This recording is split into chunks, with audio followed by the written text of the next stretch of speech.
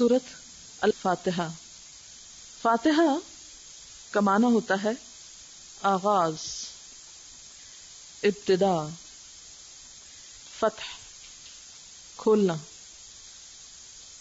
اسی لیے سورت کو فاتحۃ الکتاب کہا جاتا ہے کہ یہ اللہ تعالی کی کتاب کو کھولنے والی، یعنی آغاز ہے، اس سے تمہید ہے. یہ جیسے کسی بھی کتاب کا ایک پری فیس ہوتا ہے، اسی طرح یہ سورت ہے.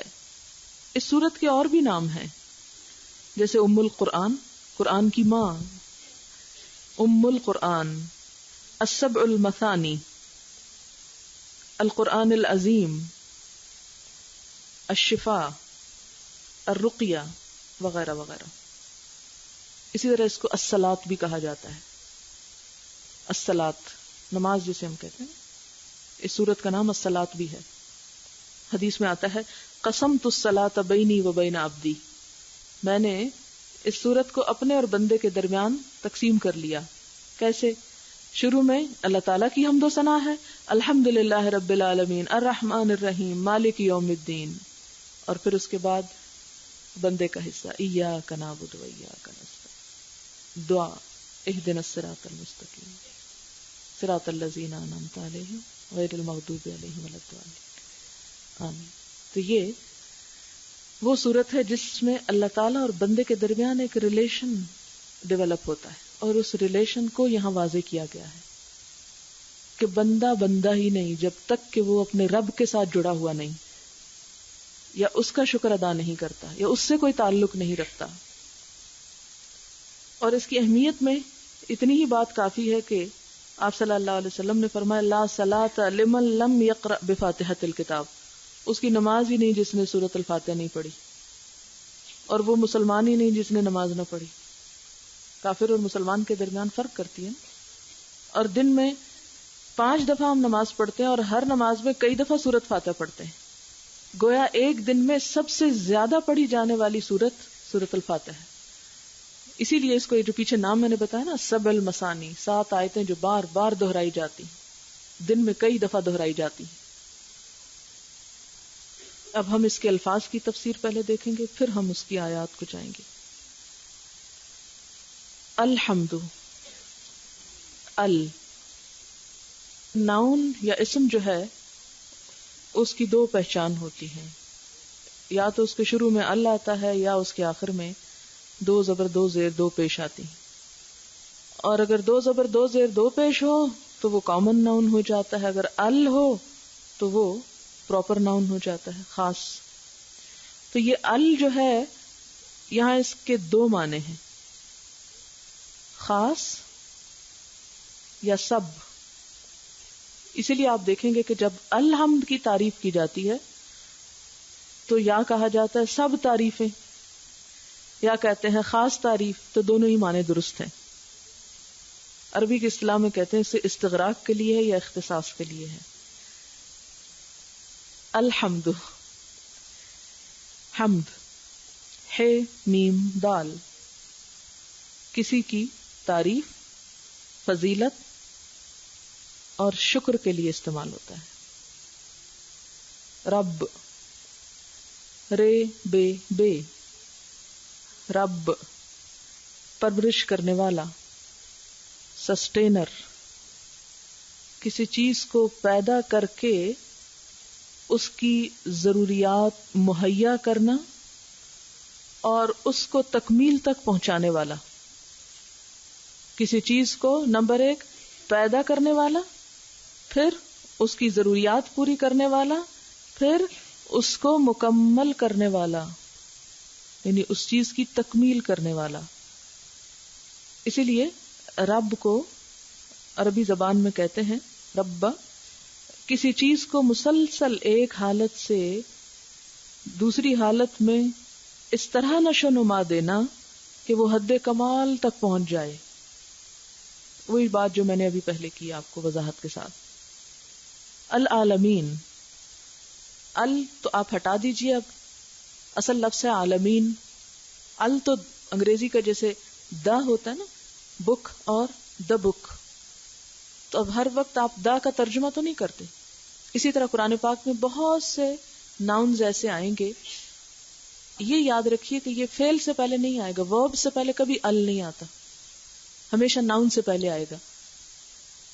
تو ہر دفعہ اس کا ترجمہ نہیں کیا جائے گا، بس انڈرسٹوڈ ہے کہ جس کے پہلے ال آگے اس کا مطلب ہے وہ خاص چیز ہے، پراپر ہے وہ. عالمین جو ہے یہ عالم کی جمع ہے. عالم اللہ تعالی کی ذات کے سوا ساری مخلوق کے لیے لفظ عالم استعمال ہوتا ہے. عالم تمام خلائق کا مجموعہ، تمام مخلوق کا مجموعہ، اس لیے عموماً اس کی جمع نہیں استعمال کی جاتی لینگویج میں. لیکن یہاں اللہ تعالی کی شان ربوبیت کو واضح کرنے کے لیے عالمین استعمال ہوا ہے. اور اس لیے بھی کہ ہم کہتے ہیں نا عالم انس، عالم جن، عالم پرند و چرند، تو وہ عالم پھر کیا ہوتا ہے؟ یعنی کسی ایک عالم کیا ہوا؟ ایک خاص مخلوق کی طرف اس کا اشارہ. تو عالمین جتنی بھی مخلوقات ہیں، تو عالمین کا معنی کیا ہوا؟ مخلوقات. عموماً ہم ترجمہ کرتے ہیں جہانوں، تو جہان اس لیے کرتے ہیں کہ ہر جہان میں ایک مخلوق ہے. بہرحال مالک، مالک اردو میں بھی استعمال ہوتا ہے، میم لام کاف. ملک بادشاہ کو کہتے ہیں، حکمران، جس کے ہاتھ میں حکم جاری کرنے یا کسی چیز کو روکنے کی طاقت ہو، مستقل طاقت، کسی چیز کو کرنے یا کسی چیز سے روکنے کی پوری طاقت ہو. بادشاہ، حکمران، حکمران کا یہی کام ہوتا ہے نا، کچھ آرڈرز دیتا ہے اور کچھ چیزوں کو روک دیتا ہے. الدین، دال یہ نون اس کا روٹ ہے. قرآن پاک میں 4 معنوں میں استعمال ہوا ہے: جزا و سزا، اطاعت و عبادت، اور قانون. یہ تیسرا ہو گیا نا، قانون. جزا سزا ایک بات، اطاعت و عبادت دوسری بات، قانون و دستور تیسری بات، شریعت و مذہب چوتھی بات. اس لیے کہ آئندہ جب کہیں آپ دین کا لفظ پڑھیں، ان الدین عند اللہ الاسلام، تو آپ کہیں کہ آپ نے تو مانا وہاں سورۃ فاتحہ میں کچھ اور بتایا تھا اور یہاں کچھ اور ہے. 4 معنوں میں استعمال ہوا ہے یہ. شریعت و مذہب دین کے معنوں میں، یہاں مراد جزا و سزا ہے، بدلہ. الدین بدلہ یا جزا و سزا. ایاک صرف تیری، اور اس کا معنی بھی میں صرف اتنا ہی کروں گی، اس کی ڈیٹیل میں نہیں جاؤں گی. ایا حصر کے لیے ہے صرف، اور کا جو ہے حروف تہجی میں سے، جیسے میں نے آپ شروع میں بتایا کہ بے کا معنی ہوتا ہے یا لام کا ہوتا ہے، اسی طرح کا بھی ہوتا ہے، اور کا مطلب ہوتا ہے تیرا. ایاک صرف تیری، نعبدو ہم عبادت کرتے ہیں. عین بے دال، عبد، عبد بندے کو کہتے ہیں، غلام کو. اسی سے عبادت، غلامی، بندگی، اطاعت، پرستش، پوجا پاٹ، ان سارے معنوں میں لفظ استعمال ہوتا ہے. بندگی اور غلامی، اطاعت، پرستش. ایاک نعبد، صرف تیری ہم غلامی کرتے ہیں، تیری بات مانتے ہیں، تیری ہی پرستش کرتے ہیں. اور ایاک ریپیٹ ہو گیا. نستعین ہم مدد چاہتے ہیں. نستعین کا روٹ ہے عین واو نون، اون کہتے ہیں مدد کو. اردو میں بھی استعمال ہوتا ہے اعانت، مدد کے. آوان، کبھی لفظ پڑھا آوان؟ اگر فصیح اردو کسی کو آتی ہے تو آوان و انصار کا لفظ استعمال ہوتا ہے مددگار کے لیے. اون مدد کو کہتے ہیں. نستعین ہم مدد چاہتے ہیں. ایاک نستعین صرف تیری ہم مدد چاہتے ہیں. اہدے دکھا ہم کو، اہدے دکھا.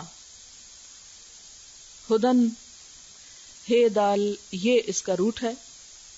لطف و کرم شفقت و محبت کے ساتھ کسی کی رہنمائی کرنا، یہ اس کا لفظی معنی ہے. بھلائی کا رستہ دکھانا.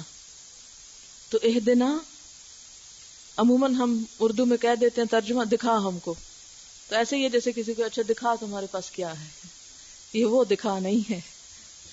اردو اس کے مقابلے میں جب آپ اس کی روٹس میں اتریں گے آپ دیکھیں گے کتنی پھیکی زبان ہے، اور کیا پڑھتے رہے ہیں ہم ترجمے. آپ اس کی ڈیپ اس کے ساتھ جا کے دیکھیں کہ آپ مانگ کیا رہے ہیں. یعنی اللہ تعالیٰ سے جب التجا کرتے ہیں اہدنا، تو اس میں آپ صرف یہ نہیں کہتے دکھا ہم کو. دکھا ہم کو کا لفظ جو ہے وہ تو ایک اور جگہ پر آتا ارینا، دکھا ہم کو. تو ان دونوں میں فرق ہے. آپ ذرا پہلا سپارہ کھولیں، پہلے میں ہی دونوں لفظ آتے ہیں. ارینا مناسکنا آخر میں آئے گا، اور یا اہدنا ترجمے میں یہاں بھی دکھا ہم کو لکھا ہوگا، وہاں بھی دکھا ہم کو. اب آپ کیا جانے کہ اہدے اور ارے میں فرق کیا ہے. اللہ تعالیٰ کو بھول تو نہیں کیا تھا ایک جگہ ایک لفظ لگا دیا اور دوسری جگہ دوسرا لگا دیا. دونوں میں فرق ہے. وہ آپ پتہ چلتا جائے گا آگے آپ جو بڑھیں گے. تو اہدے ہے دال یہ اس کا روٹ ہے. ہدن ہدایت. صراط اس کا روٹ ہے سواد رے توئے. سواد رے توئے سیدھا اور آسان راستہ. صراط سیدھا اور آسان راستہ جسے انتہائی عزم اور احتیاط سے طے کرنا پڑے. یعنی ڈکشنری میں صراط کہتے ہیں سیدھے اور آسان راستے کو جسے انتہائی عزم کس کو کہتے ہیں؟ ارادے کے ساتھ اور احتیاط کے ساتھ طے کرنا پڑے. ہے وہ آسان، لیکن اس پہ چلنے کے لیے آپ کو پکا ارادہ چاہیے اور اس کے ساتھ احتیاط بھی چاہیے. سنبھل کے چلنا ہے کہ کہیں ادھر ادھر نہ ہو جائے، کیونکہ بسا اوقات جو سیدھا سیدھا راستہ ہوتا ہے نا اس میں ادھر ادھر جانے کا بھی اندیشہ ہو جاتا ہے ساتھ. المستقیم سیدھا اس کا روٹ ہے قاف واو میم. قوم درست صحیح کو کہتے ہیں.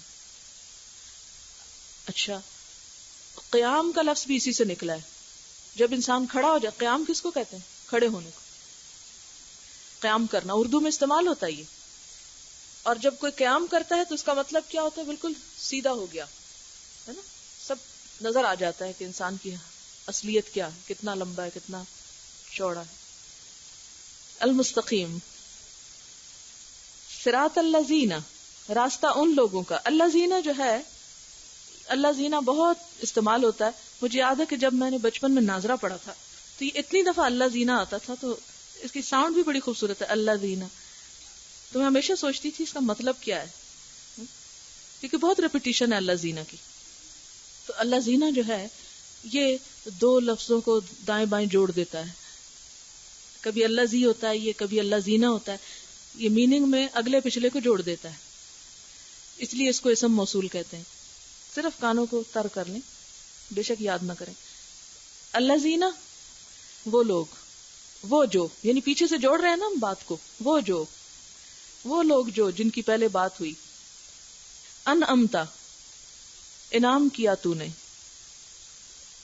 انعام اردو میں استعمال ہوتا ہے نون این میم. نعم نعمت اسی سے ہے. لفظی معنی ہوتا ہے احسان کرنا، فضل کرنا.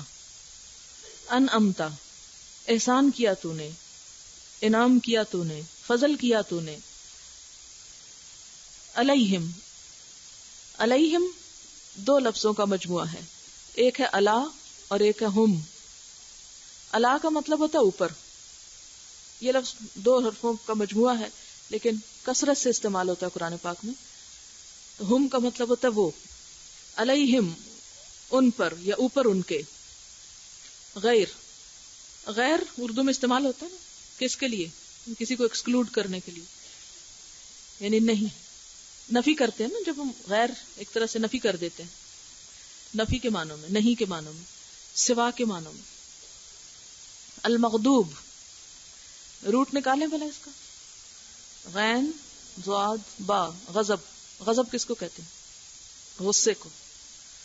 اردو میں کبھی آپ نے مفعول پڑھا لفظ؟ مفعول کبھی نہیں پڑھا.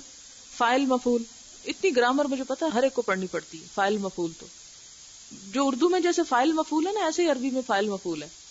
تو مغضوب غضب سے ہے لیکن مفعول ہے. مفعول کون ہوتا ہے؟ آبجیکٹ، جس پہ کوئی کام کیا جائے. جی، تو مغضوب جس پر غضب ہوا، جس پر غضب ہوا. تو غیر المغضوب اس کا رستہ نہیں جس پر غضب ہوا. واہ پھر ایک حرف ہے، اس کا بھی معنی ہوتا ہے اور، اینڈ. جیسے کا معنی ہے، با کا معنی ہے، لام کا معنی ہے للہ، پیچھے آپ پڑھ چکے الحمدللہ، تو لام کے لیے. اور یہاں واہ اور کے معنوں میں، یعنی اس کا بھی معنی ہو. لا، اس لفظ کو کبھی پڑھا آپ نے؟ کبھی نہیں. مسلمان کیسے ہیں؟ اصل بات پتہ ہے کیا، ہمیں بہت ساری چیزیں پتہ ہوتی ہیں لیکن ہم غور نہیں کرتے کہ ہمیں پتہ ہے. لا الہ الا اللہ، تو لا کا کیا معنی ہے؟ تو آپ خود ہی آتا ہے. الضالین، ضالین، ضال کی جمع، ضاد الف لام، ضال، اس کا روٹ ہے ضاد لام لام. دلل، بہکنا، گم ہونا، اصل مطلوب سے دور ہونا. اور ضالین بھٹکنے والے، اصل سے دور ہونے والے. ولا الضالین، اور نہ بھٹکنے والوں کا راستہ چاہیے.